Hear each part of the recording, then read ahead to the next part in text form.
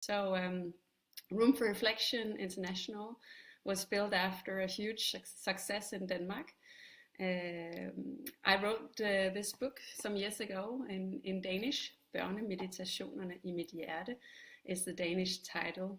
And after a huge demand in Denmark, I thought, okay, this might also work internationally. This might actually also work for children abroad. And we might not agree across borders, and God knows there's a lot of things going on right now in the world where we're closing borders and yeah, not working so well together. But one thing that we can all agree on is the love for our children. And one thing we all want is for our children to thrive. And one way for our children to thrive is through sleep. So I think that because we are all just parents loving our children and wanting them to thrive, and thereby also wanting them to sleep better, then this book, The Children's Meditations in My Heart, has become a success abroad, now selling in 14 countries in 3 languages. It was recently translated to Spanish, and I'm trying to get a book contract in Spain for that, because my Spanish is practically not really my thing. So I can't really do all my marketing in Spanish. So hoping for Spanish children to get to know the book, or Spanish speaking children to get to know the book as well. So happy to see that some of you are logging on, and I also hope that you will enjoy this as a replay. I know it's a little funny time, and I know that a lot of my followers are also down under and in the States, so you might be sleeping in a different time zone right now. So I'm going live, and you can watch it later if you are not really, or if you're at work or something. So let's go. I wanted to talk to you about, to like sort of give you some background knowledge of the book, and then I want to move on to talk to you about the topic of today, which is your energy as a parent while you read the book. The reason I want to talk about energy, and I've been trained as a life coach and as an energy mentor in energies and vibrations and healing, and I know a lot about energies. So I want to share with you how your energy as a parent affects your child, and you can train this while reading this book. Maybe some of you might already have seen the changes, and once you've trained your consciousness about your energy through reading this book. Hi Sarah, good to see some comments and a little hello. Hello. Once you've trained your consciousness of your energy through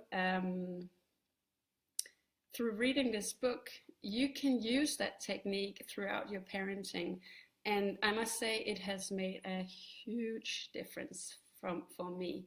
So as a parent, you don't really get any teaching of how to become a parent. And for me, I had to do some stuff that I really wasn't proud of in order for me to find new tools through. So instead of like trying to handle my anger or yelling at my children, led me to just think, I don't want to be this mom. I don't want to be a yelling mom. And I saw the fear in my daughter's eyes when I sometimes yelled at them when they were little. And very soon I figured out I need to learn to control my anger. I need to learn to control. I don't want to yell at my children. I really didn't like seeing the fear in my children's eyes when I was yelling at them, but I really also didn't like the feeling inside of me after having yelled at my children. So I started going into more meditation and mindfulness when they were very young. They are today 8 and 10. So we've been on this for quite some time, and I find that I'm still learning. I mean, I'm still figuring out how my energy affects my children on a daily basis. I still, when I'm not conscious of my energy, I still do a lot of stuff I wish I didn't.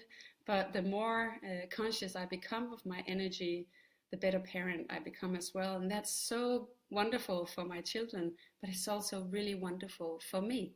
So I'm hoping for you, if you want to take on some of these techniques and get more conscious of your energy, I hope you'll do it for you as well, because you also have an inner child inside of you, and that inner child really doesn't like when you're yelling or you're stressed out or you're doing stuff in your way of parenting that you really don't like. So do it for your children, but please also do it for you. So today I'm going live to talk to you about, it's like to sort of you get to know me, and you can hear why I wrote this book in the first in Danish in first, and then afterwards we're going to talk a little bit more about the energy. And you are welcome to write some comments and let me know where you're from, and let me know if you have tried the book and what you think. This is a little bit of a different book for parents as well. It's different for the children, but it's also different for parents because it's sort of like a project that can develop. The more you get into it, the more you can use your intuition. You can you know your child so well, so you know where to turn up the love language and turn it down, and you know how to, you know, the more you use the knowledge you have of your child and what the child is going through, you can sort of develop with the book.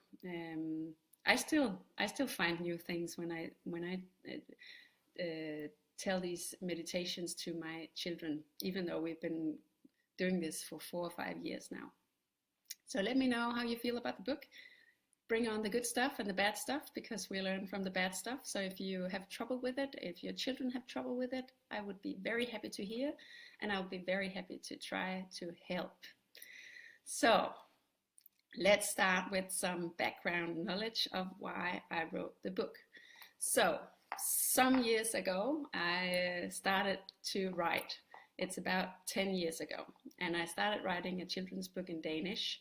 If roughly translated, it will be Murky Bastards and Pink Clouds. It's like a crime novel for children with a lot of puberty stuff in it, and some pink clouds with the first falling in love.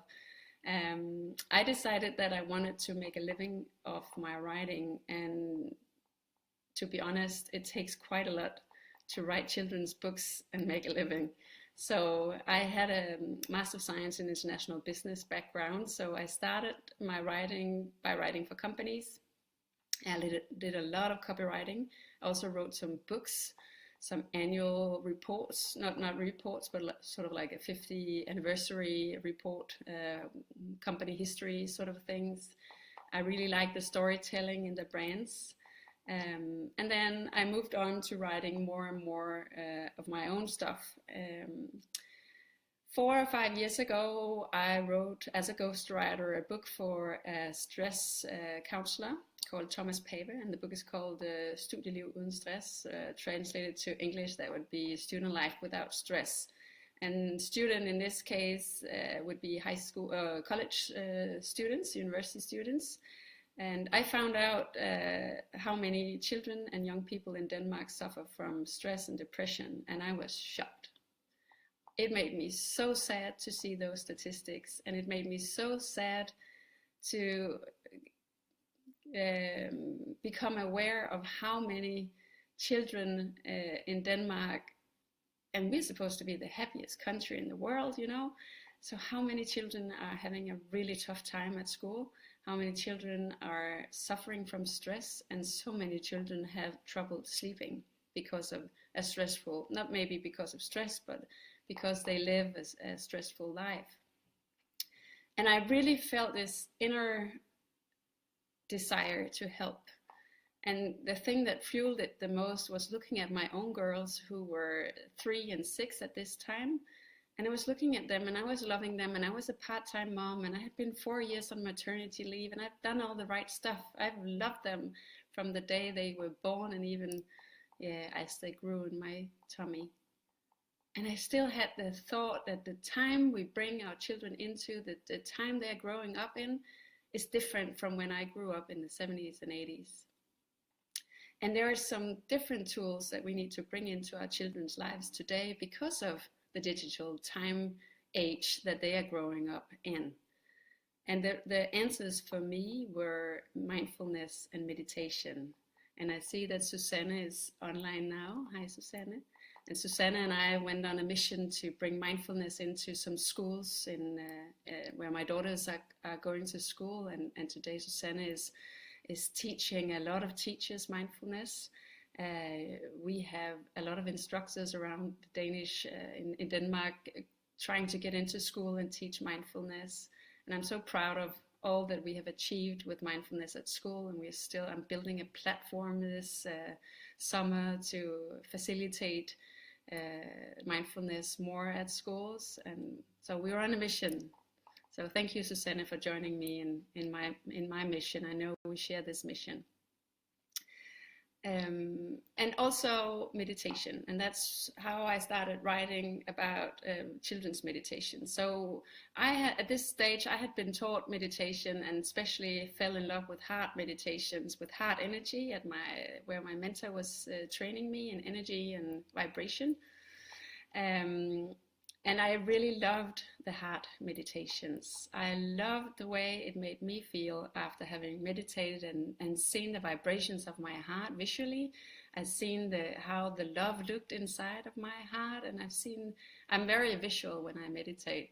So I'd seen all these beautiful things in my heart, and I loved it. But the thing that really made the most impact on me was seeing people who had grown up in different environments, people who had had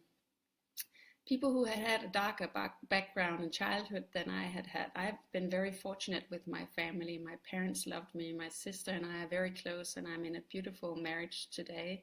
So I feel I've been very blessed with love throughout my whole life, and I also see that as my gift to give, because I never really doubted love.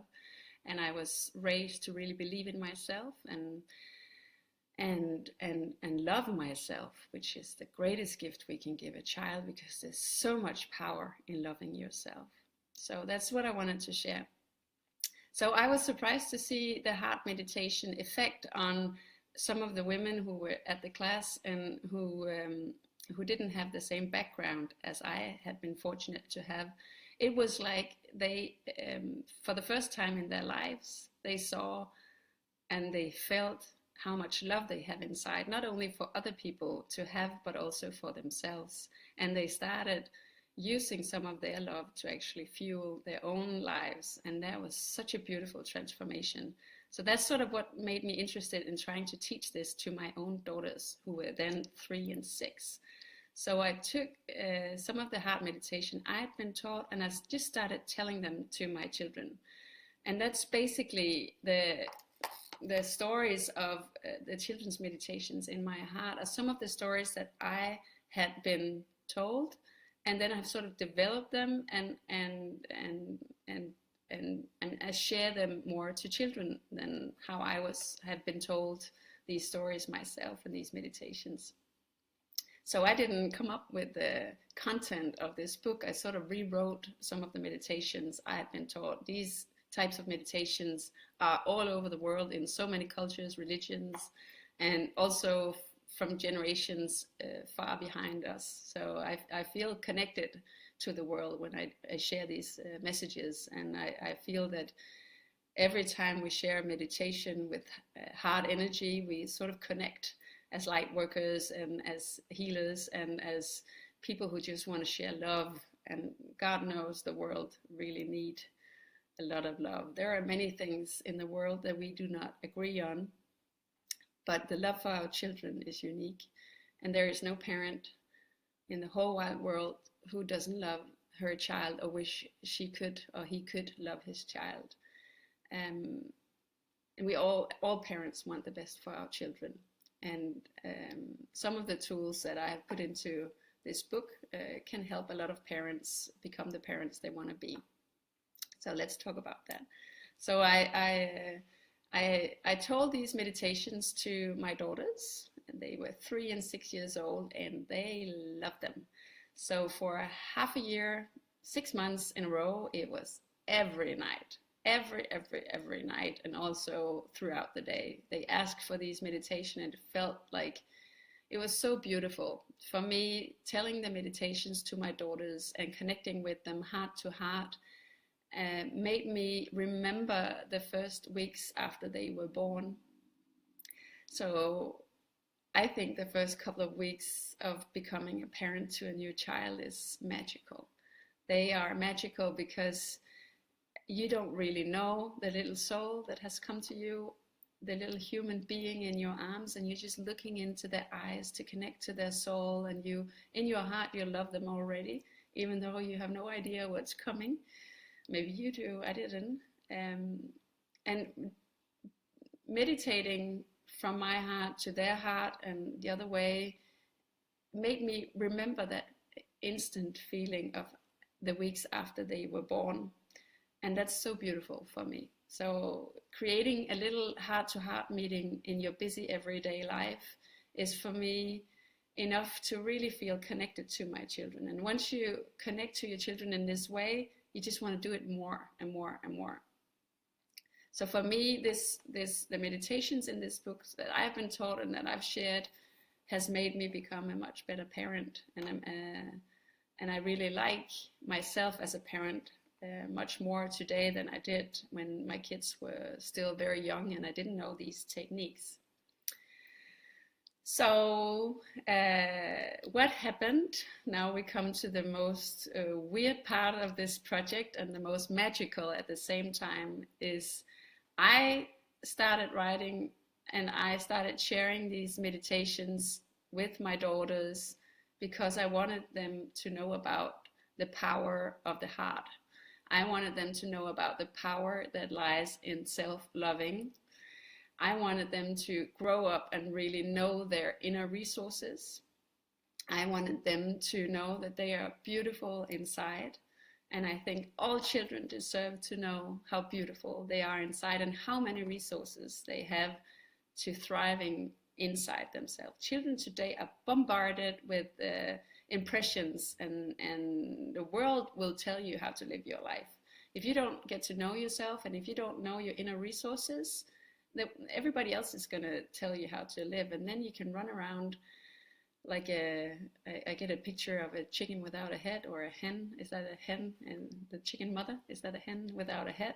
Like you don't, it could be without your heart even, like you run around without any destination, or you run around without a mission. So we need to teach our children to get to know themselves, and we need to teach our children about all the beautiful inner resources they have. And the beautiful thing is that when parents teach this to their children, they often see that the children believe in it in a different way than the parents actually might do. So I've got a lot of letters and beautiful messages, and thank you for everybody who's ever written anything to me about this book. I really love to hear from you. I've gotten so many emails and messages where parents explain that they were trying to teach meditation to their child, and actually the child ended up teaching a lot of stuff about meditation and the inner resources and the inner world and the beauty of the heart to the parent. Oh, and I just love that. I love that our children have come here to teach us so many things, and if we open up, there is so much we can learn from our children. So now we come to this magical part, because what I found after meditating with my girls the first 6 months, when they were 3 and 6 years old, they just fell asleep like babies. And it would happen at night. It would happen while we were driving and I was telling them these stories. It would happen when we were partying with friends and they needed a nap in the afternoon. I could just take them into our room and I could have them sleep and come out the door 5 minutes later, and my friends were going like, what are you doing to your children? How are you making them sleep? And I remember some funny things about these 6 months when we were practicing all these meditations. I remember that we were driving. I live in Copenhagen in Denmark, and I'm 30 kilometers north of Copenhagen. So if any of you know anything about Denmark, let me know if you've been here, and let me know about your Danish experiences. But I was driving from Copenhagen to Jutland, another part in Denmark, and we have to cross a bridge. And there is a little island on the bridge lands on a little island, and then it goes to another island. It's a very long bridge. And I was sitting where you pay to go on the bridge, and I was thinking, you need to sleep before the second island. So that's approximately 5-7 minutes. And I was starting to share the meditations with my girls, and they were all hyper on the back seat, and they weren't going to sleep, like they had a party back there. So, but I really wanted them to sleep because we were going to a party at my mom's house later that night, and I wanted them to be, awake for the whole thing, and be able to participate in good shape. So we went over the bridge, and I started telling them the stories. And after only reaching the first island, so that's maybe 2 or 3 minutes, they were asleep, and I was just looking behind, like, are you kidding? Are you sleeping? That's crazy. And I had so many funny experiences with this throughout those 6 months. And it felt like telling a story, but also tuning into my own energy. So the stories became less and less important, and my energy became more and more important. And there is a guy right now on the internet, you might have seen him. He is the Dad. I have definitely shared some of his videos because he is actually just showing what this shift in energy is. So go on to the Facebook wall of Room for Reflection and look for him. He's a handsome guy, and he's never wearing any t-shirts, and he's lying with his baby, and the baby is getting a little uncomfortable and starting to cry, and then he does the sound that we know from yoga, and the baby immediately falls, comes down and falls asleep. So I think he's had like 40 million views on his with his beautiful baby, and I just love it. I love that the technique is so obvious here, because it's actually the same you're doing with this book. It's a change in energy. So when you read the book, you might come from a busy day.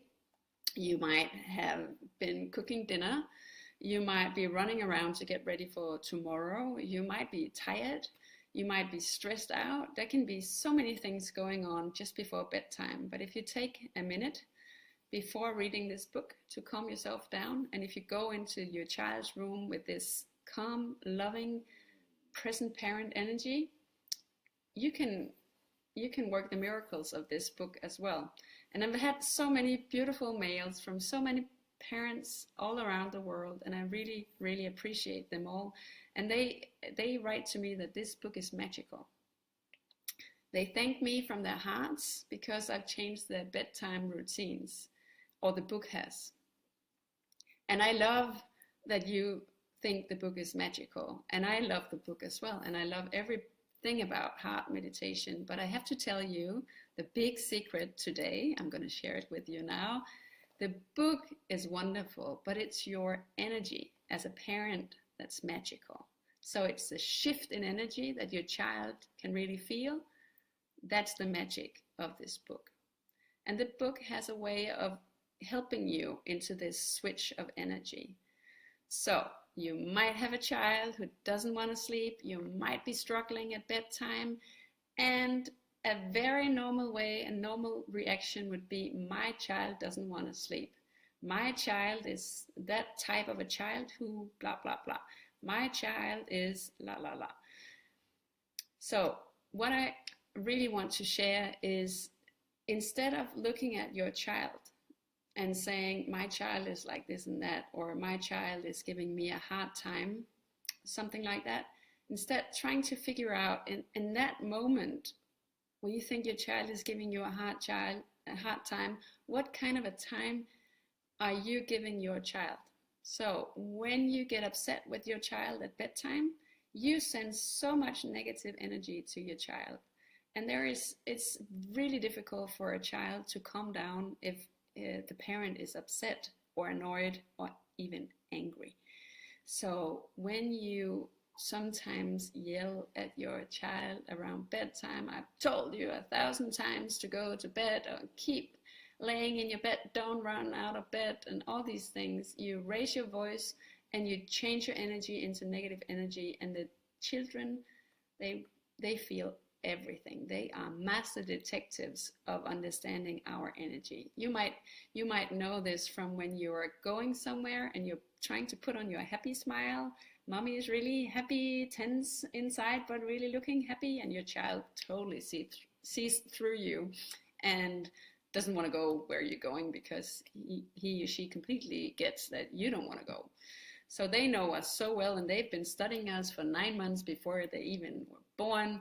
So they know us so well, and they know your energy, and they pick up on your energy. So we communicate in so many different other ways than just through what we are saying.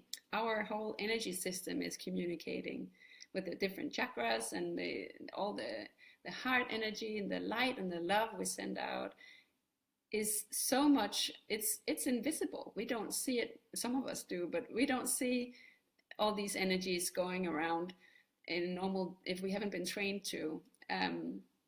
But the child knows. Maybe the child even sees the energy. But the children come with such wisdom, and they know us so well that they immediately feel how we feel and how our energy is. And if we're not calm, if we're not loving, and if we're not present parents, they will feel it immediately. So I really encourage parents to try to switch into this loving, caring, present energy with the book, and just sort of see it as a training, because this is not something you learn overnight. Some people can do it instantly and have very good intuition and already live the hardcore life, hardcore living, heart in hardcore living, and they would pick up on this immediately. And some have to train this, becoming a conscious parent. So I invite you to train your consciousness of your energy as a parent while you read the book to your children. And once you sort of get a hang of it, you can sort of see. So this evening I was very calm. I was very loving. I wasn't fussy or stressed out myself, and the impact on my child was better than the night before when I was at a different place.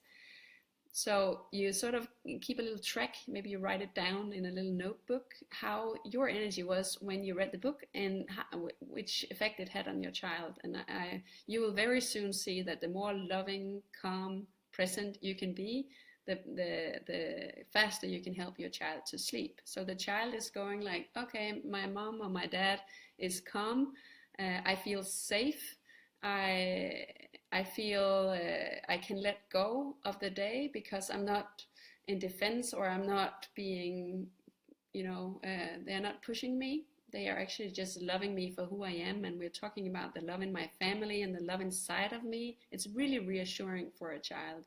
Also to hear, having had a stressful day, and then mom or dad is just becoming so calm and telling the child just before going to bed how much they actually love the child. Because parents today, we hear a lot about that we are this and that sort of parents. Either we're too much or we're too little, and everybody is evaluating us as a generation of parents.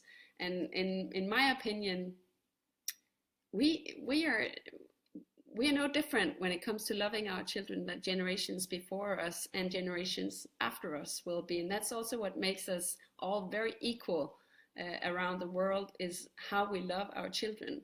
So as a parent generation, we don't love our children less. We might spend less time with them, but we don't love them less. And because we spend less time with our children, and many parents work, where both parents work and come home late from work, and there are a whole lot of reasons for this that I don't want to go into today, but we don't love our children less, but we have less time to communicate the love. And in the time we spend with our children, we need to deal with a lot of other stuff. That means that our energy changes all the time, even when we are with our children. So becoming aware of your energy and making this shift into a loving, caring energy with this book will really help your child so much. And once you train it with your own energy while reading this book, you can start using this technique in many other times throughout your day. You can when you have a conflict with your child, or when your child is upset for some reason, you check into your own energy and you feel, how is this affecting my energy? How is my child's behavior affecting my energy, and what energy am I sending back to my child right now? That's actually all you need to ask yourself. What kind of energy do I have right now, and what am I sending to my child? The sooner, once you become aware of this, you can change your energy, and you can be kind to yourself, and you can be kind to your child in so many other situations. So that's actually what has changed me the most as a parent, is becoming aware of my energy and turning up the love for myself, even when I'm not the perfect mom. Trying to do better the next time, because having the lives that living the lives that we live today means that sometimes we get stressed out, and the children are also busy, so they get more stressed out. There was a woman on the train I was talking to yesterday, and she said, are there more diagnoses today? Are there more ADHD in children? Are there more anxious children out there? And there might be, but to me, it's all about how quickly the world is spinning. So I don't believe that there are more children with ADHD today than there were in the 70s, 80s when I grew up, or anxious children. I just think that the impressions that the children get, and the speed that they are brought up in, and the constant impressions, like they are bombarded with impressions every day. It makes us see some of the symptoms of the diagnosis more, and generations before us, had they had the same pressure, would have felt exactly the same.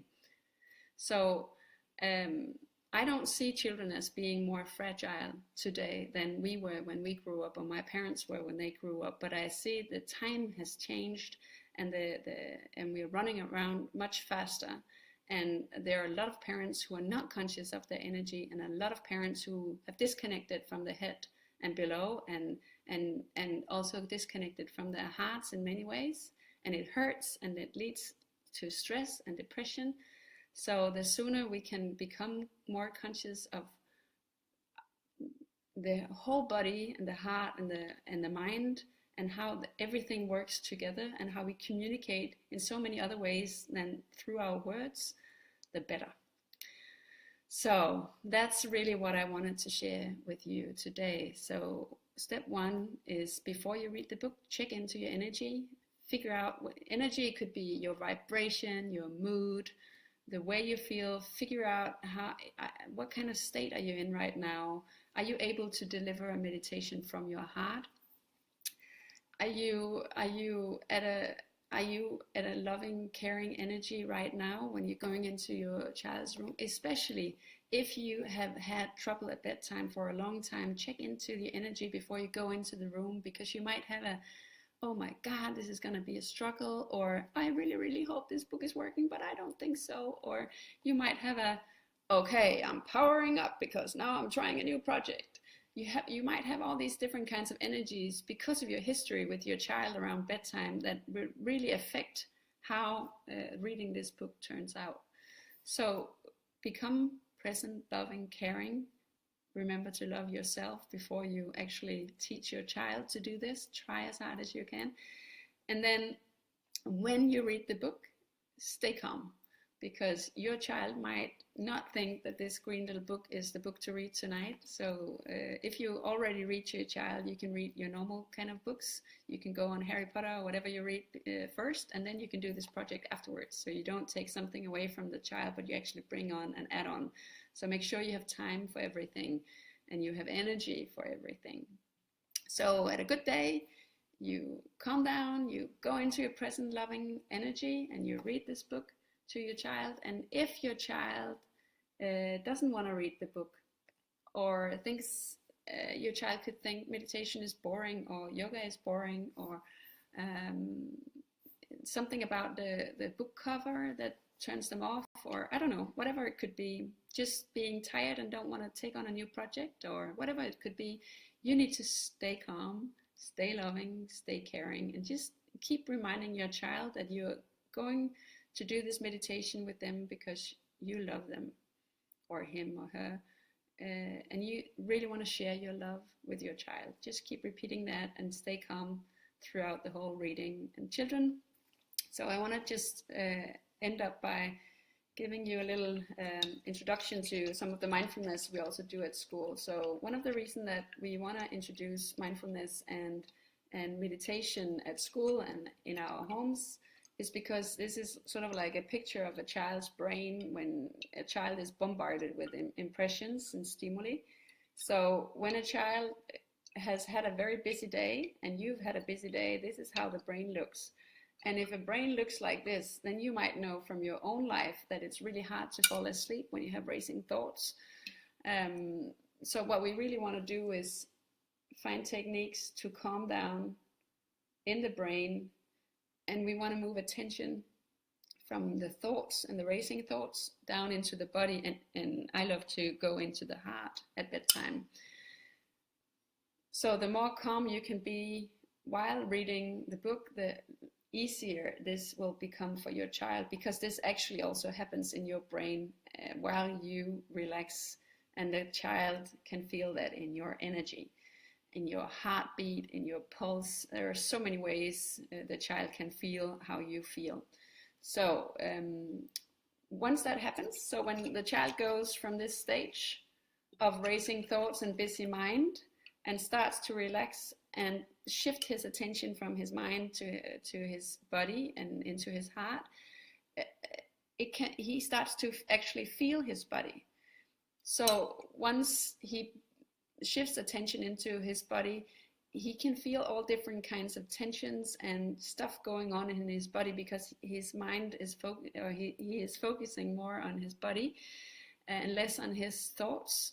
And he can feel the tiredness, he can feel numbness, he can feel stiffness, he can feel all different kinds of emotions, and he just want to move a little bit around. So my own daughter, one of my daughters is quiet, lying very still while we do this, and the other one turns around 10 times before calming down. So this is one of the things I hear most from parents, is that they get really annoyed because their child doesn't want to read the book or keeps moving, doesn't want to close his eyes. And the only thing you can do to help is to keep calm and just see it as training. Read a little bit tonight and try again another day if it doesn't work. But the actual training that is going on is the shift in your energy. So that is really what I wanted to share with you tonight, and I have had so many wonderful experiences with becoming a more conscious parent myself, and I want to share from my heart as a mother to another mother or father, because I know that we all just want to help our children. So changing our perspective from parenting our child to actually parenting ourselves has made such a huge impact in my life. So I wanted to end off this recording. It's already almost 40 minutes. So being really anxious to go live. I've been talking for 40 minutes now. So the last thing I want to share with you before we end this live sending is a little story about a mother. When the book came out in Danish, Børnemeditationen i mit hjerte, when it came out in Danish, I held a lot of workshops in Copenhagen, and I met a lot of parents, and they would come to get more information about meditation with children, and they would also come to ask questions of how, if it didn't work out for them. So I had all these wonderful conversations with parents, and it's all about understanding the energy part of it. So once you get a hang of it, it becomes much easier. So I've been trying to help these parents understand what's going on when they get annoyed, or when they get upset, or when they even get angry at bedtime. And there, I want to share a story from a mother who came to a workshop, and she had so much trouble getting her son to sleep. He was 4 or maybe 5 years old. They were living just the two of them, and they had a great time together. She's a wonderful mother. And the son is wonderful as well. And she came to the workshop to share with me that she had these, she was spending 2 or 3 hours every night getting her son to sleep, and he was running out of bed. And she felt sorry for him because he was so tired the next day, but she also felt sorry for herself because he was sort of stealing her free time, stealing her night off. And it meant that once he was asleep, she completely collapsed and fell asleep often on the couch in the living room, couldn't even drag herself to bed. And this was going on for quite some months, and it had become a really struggling time for this mother. So her sister found out about the book, and this mother Googled it and found it and bought it. And she decided that she really wanted to make this book work for her child. She really went all in, and she worked with her own energy before reading the book. She didn't know much about energy, but she sort of got into this switch, and that's what the book does for many parents. It actually helps them shift energy just by all the loving words that the book contains. So she opened the book and she read the first meditation in the book. There are 4 meditations. See if you can see this. The light is a little bit. So there are 4 meditations inside the book. I don't want to go into details now because we've been going on for quite some time. But she just read the first one, the green one. And after 5 minutes, her son was asleep. He was lying with his eyes closed, and she couldn't believe it. And she just kept reading because she wasn't sure if he was meditating or he was sleeping. And after she read the first book, she was sitting there in the room, and she was, okay, I think he's sleeping. And she tiptoed out of the room, like any mother or father knows, it's only, every little step in your child's room, and you've been sneaking out of the room trying not to make a noise. She was sort of doing that, and she was tiptoeing down to her couch, and she was sitting at the edge of the couch, just waiting for him to come running out, laughing or screaming or something like he usually did. And there was no noise for 20 minutes.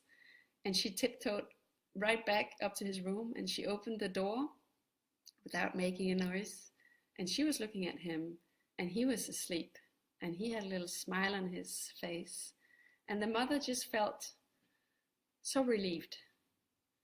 One thing, he was sleeping, so he was getting enough sleep, and that's very important. We're going to talk a lot more about that in other live sendings, how much sleep our children really need to thrive. So she was so happy he was sleeping for him. And she was so relieved that she didn't have to argue with him this night. She had found a tool with this book. She had found a tool to stop fighting with her son at bedtime. And she really didn't like the way she parented when she was fighting with her child at bedtime. And no parent likes to yell at her or his child at bedtime. We don't like that. So we have to change that. So I hope I have inspired you. I'll just go through. I don't think you have asked any questions. Next time we go live, you're welcome to ask questions as well, and I'll try my best to answer. So thank you all for watching this video, or even being live here with me today. I appreciate it. Thank you for my Danish supporters who are here with me as well. Thank you so much. I really appreciate it. And I'll see you soon. I'll go live again soon. So thank you all, and thank you for spreading the words about this book. I really appreciate it. Thank you.